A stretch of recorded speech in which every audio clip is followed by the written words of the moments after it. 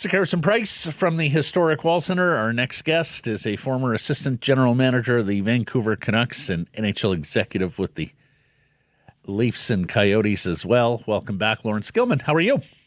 I'm well. Thanks for having me back. We missed you the last couple of weeks. Yes, You were visiting family in Boston. I went back to the scene of the crime. Right. And we just sort of had a conversation before we hit record about, can you experience Boston the same way today? As a tourist. That you would have prior to 2011. Is it all stained for you? It's forever changed for me. And no, I can't. I mean, listen, it's a beautiful city and it's got wonderful neighborhoods and restaurants. But no, it sticks in the pit of my stomach every time I'm there because I think about what we had and what we essentially pissed away. And I don't know if I'll ever have an opportunity to win a Stanley Cup. And all we had to do is go to Boston and win one game, and we failed to do that. And I've said it when we were doing our radio gig, I said I'll never get over it. Even if I win another Stanley Cup, I'll never get over losing it from Vancouver. You can sympathize with players and there's histories littered with players that went on magical runs in their rookie seasons, say, and then never returned again. I'm sure you've got that swirling in your head a little bit too, right? For sure. And there's great players Hall of Fame players who never won a Stanley Cup. Mm-hmm. And, then there's pluggers who've won 5, right. What I mean? It's like the hockey gods are fickle. Yeah. But, it is what it is. As I said, my experience, my tenure in Vancouver was by far the most enjoyable of my career. And we had the best team in hockey 2 years in a row. But I learned it's not the best team in hockey that wins it. It's the team that's playing the best at that time. And there are a lot of variables that go into that, including injuries, and officiating, and goaltending, and just sometimes plain old puck luck. I'm sorry to begin with that. It's okay. It's not like I don't think about it nearly every day. What did you make of the Canucks and Blues last night? I didn't think the Canucks played their best game. I thought they were sloppy from the outset. I didn't think their pace of play was very good. I thought their defense in their own zone in particular was uneven at best. And says to me that they've got to be looking at addressing their defensive core, bolstering it. And the bright spot clearly was Thatcher Demko. And I think if he doesn't play to the level that he played last night, they don't get a point out of that game. So, you're not going to have your best game every night in an 82-game season. But I think in this one, the Canucks were fortunate to walk away with at least 1 point. Hey, you were at the draft table when Demko was selected, and I know there was debate, and there always is, but the consensus around the table, was it because I remember Blake and I were sitting there going, that goaltender that people thought were going to go in the first round is still there. Was it one of those situations of, wow, he's still there? Like, did you have scouts and guys at the table think that he wouldn't be there when you were selecting in the second round that year? Well, I can tell you, my recollection was there was a player Jim Benning wanted dearly. And Jim really liked Thatcher Demko a lot. But there was a player that Jim liked very, very much. And that player got selected between the start of the first round and our pick. And Jim's response was, oh, well, boys, I guess we're just going to have to take our future number 1 goaltender. And he was not disappointed to do so. Wow. Fantastic. Wow. So it was universal at the table. Like, people were. Yeah, there was no question. And I would venture to guess that there were guys around that table that were hoping this guy that Jim liked would be taken so that we would get Thatcher Demko. So for the current group, and we can even include the coaches into this, they see this guy that has worked so hard to get back. You've put him in bubble wrap for the entire fall. You unwrap him. You put them out there, and they play like that in front of them. Like, I've got no skin in the game, and I was angry watching that game last night. Would you be able to? I only saw one cutaway to Jim and Patrick upstairs, and it was typical look, staring down at the ice. But I would have been pacing. That's no way to treat your guy. Well, that's something for the coaching staff to deal with, and I'm fairly certain that Rick Tocchet had a meeting with his team either after the game last night or potentially today before practice about showing up, and particularly showing up on an important occasion where a guy's coming in, where your number one goalie is coming in to play when he hasn't played in 8 months or whatever the case is.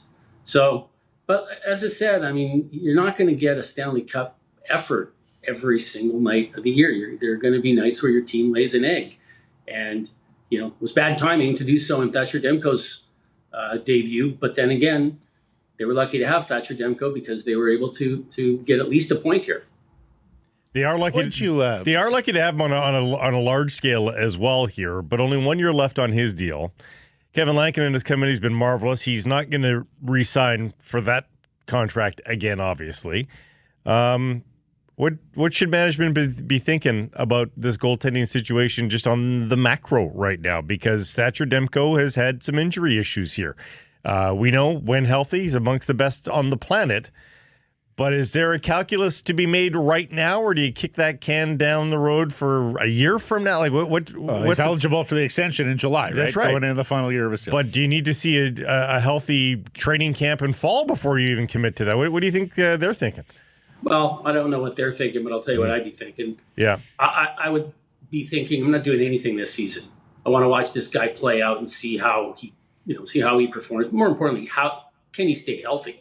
Mm-hmm. And if he finishes the year and stays healthy, doesn't get injured again, and plays to his Vezina, candidate level, bet your bottom dollar I'd be talking extension with him in the fall or in the summer. But I wouldn't do anything right now. I would let it play out. Moving along here, we heard today from Nick Kyprios that Brock Boeser is looking at a $8 by $8 million extension. The Canucks have slow played this with Boeser. We talked about that earlier in the fall. What's your sense of he got hurt, but the numbers are still pretty good there with Boeser. He's not going to hit 40 goals, but maybe a 40 goal pace, 35 even, maybe a 70-point pace. How would you handle the Boeser situation here? To begin with, he's got 7 goals in 20 games. So extrapolating that to an 82-game season, if he were to play it, which he's not, that takes him to less than 30 goals. As I said when we spoke about him a few weeks ago, I view Brock Boeser as a guy who scored 40 goals. I don't view him as a 40-goal scorer. And based on what I see happening to this point, reinforces that. Again, we're talking about another player that has had injury issues, some due to no fault of his own, but he's only played 81 games once in his career, I think, if I'm not mistaken. That's another one where I would slow play it. I mean, he's asking for the JT Miller contract. He's not the catalyst that JT Miller is. I mean, he's not someone who, in my estimation, drives play or necessarily makes other players better. He is, give credit where credit is due. He's got a great release. He's got an excellent shot. His skating has improved. He's a big, strong guy, and he does compete. I'm not certain that that's 8x8 worthy in this instance. Like Demko, I would wait it out and see what happens here. Wait it until when? I mean, you're not getting past the trade deadline, are you? You're just saying wait the next 6 weeks sort of thing? I don't know, Blake, to be honest with you. I'm not, I like Brock Boeser. Mm-hmm. I'm not in love with Brock Boeser as a player. I recognize his value and his contribution. I don't know what he's going to get in the market because others know that he's injury prone and he doesn't drive play and those things. And teams are, yes, there's going to be more salary cap space, but teams are getting a little smarter in the way they operate. I'm not sure what I would do. I would certainly take stock between now and the trade deadline and maybe have a discussion with him and his agent and take their temperature on what it is they're willing to settle for, and whether the club is willing to go to $8 million and whether it's 8 years. They clearly wanted to know one way or another with Pettersson before last year's trade deadline. Basically, got him to the bargaining table when Elias himself didn't want to get there. But Boeser's a different matter for you. Like Elias was so far up the food chain and going to cost so much money that it was prudent to want to know what he's going to cost us going forward to be able to do your trade deadline business. Is Boeser a separate category, or is Boeser akin to that? I think he's a cut below that category, personally. I think your core players, when I look at the Canucks, are Pettersson, JT Miller, obviously Quinn Hughes, and if he proves healthy, Thatcher Demko is as well. Again, I think Brock Boeser is an excellent player. He brings a lot to the team. I'm just not sold that I would sell the farm to keep him. And the term, quite honestly, the term makes me a little nervous because of this player's history, to get his injury history. Mm-hmm. Want to ask you, because this has cropped up and it was kind of an undercurrent, but it got it got a lot of momentum as Canucks fans were watching last night's game. Tocchet's system. So first of all, full credit to Rick Tocchet for establishing a defensive system with these Vancouver Canucks, which had been a problem for the two previous coaches. It has underpinned their success. They play great team defense and typically get goaltending, and they're in a lot of games, and they win a lot of games because of that. They don't amount much on the rush by way of chance. Chances, period. They dump and chase a whole lot. They hang on to pucks and don't generate a lot of shots or a lot of scoring chances, let alone grade A chances. Can you win a cup with that system, Laurence? I don't see why you can't. I mean, if as we've talked about before, my favorite analytic metric is possession, and championship teams do hold on to the puck longer than other teams. There is a base threshold that we've actually seen. You probably, offense sells tickets and defense wins championships if you're playing a structured game. St. Louis was a great example when they beat Boston in where it was 2018, 2019. System, strong, back and forth, up and down the ice, consistent way of playing. And generally teams that play run and shoot hockey don't win championships. It's just not, it's a game of structure, and it's a game of defense. Defense, that's strong teams are built down the middle, right? Centers and defensemen and goaltenders. That's the hallmark of a good team. Mm-hmm. Typically, though, Stanley Cup champions score a lot of goals, have firepower. You mentioned St. Louis. I would argue St. Louis is one of the outliers in terms of a Stanley Cup team. Do you see enough goals here, Laurence, with this group? Yeah, well, JT Miller's been out of the lineup. I mean, that's a pretty big catalyst to not have over the last 6 games or whatever. Yet they still had a very successful road trip. Elias Pettersson has, didn't have a great start, although I thought he played great, actually. That play he made to DeBrusk to set up the tying goal was a superior player's move, and, had a goal as well in the game. I think, the injuries that the Canucks have challenged their ability to produce offensively. DeBrusk having a tough start was also part of it.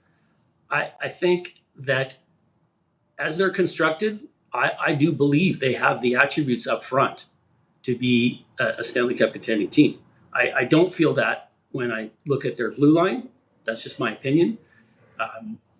But I don't see any reason that they couldn't win a Stanley Cup playing the way they do up front from an offensive perspective. Yeah, and get a puck mover or two back on the blue line, and you're probably going to get more goals as well. They're a difficult team to pin down. Honestly, at this stage of the game, you're 30 games into the season here almost. I don't know that they have a personality. It's a weird one right now. They sometimes get outshot badly. Sometimes, like last night, they suppress shots, but the chances they do give up were golden. So I just don't know what this team is here right now, Laurence. Well, as I said, last night was not a good effort for the team. They were loose. They didn't have a lot of structure. What I like about them, and I said this before, we've got a lot of utility type players, Swiss Army knives, as we like to refer to them, that can be moved around the lineup and give them a different look from game to game. I really think getting JT Miller back is going to make a significant difference in taking the pressure off of other players to produce. And they're a good team. Like they're a very good team. Like I said, they're a player or two away from being a much better team, but they're a good club. Yeah. Board of Governors meetings this week in Florida, and next month, as a matter of fact, I think you're going to start hearing more and more about CBA negotiations. Gary Bettman has already said in the new year they're going to touch base, the two sides. We haven't asked you yet about the tax-free jurisdictions, Laurence. The Florida, Texas, Tennessee, Nevada, Washington, where we have not only seen a multitude of Stanley Cup winners recently, but also a multitude of free agent winners, if you want to call them that. I know it's not working out with Marchessault, so Stamkos, Shea. You may say the same thing about Stevenson and Montour in Seattle, but tax-free jurisdictions have won a lot of cups, and tax-free jurisdictions seem to be doing pretty well on July 1st. What's your sense? Does this need to be addressed? Do you think it will be addressed? Is there an equalization formula here to make things a little more balanced between jurisdictions that do tax player salary, income tax, and these outlying states that don't? Well, let's get something straight off the hop. There was a time when nobody wanted to play for the Florida Panthers, the Tampa Bay Lightning, the Nashville Predators, particularly early on, despite the fact that they had favorable tax situations and they were good tax jurisdictions. My underlying belief is that hockey players want to win, and a lot of teams, players are going to play for Florida and Tampa because they're good teams, and you've got three Stanley Cups from the state of Florida in the last number of years, and Dallas is also a very competitive team. Nashville's a great place to play. I've always believed if a player's coming to you because of the money, he's not the type of player you're going to win with. Like, you want guys who want to be there for the right reasons, and that can happen. I mean, Edmonton is now a destination place to play because they have Connor McDavid and they have Leon Draisaitl. Vancouver's a great place to play. Where the real advantage comes to those teams is when it's re-signing their own players. And when you're sitting down with a Sam Reinhart, you can say, and I'm sure they did this, looked at three players who signed, three marquee players who signed big deals in the last year.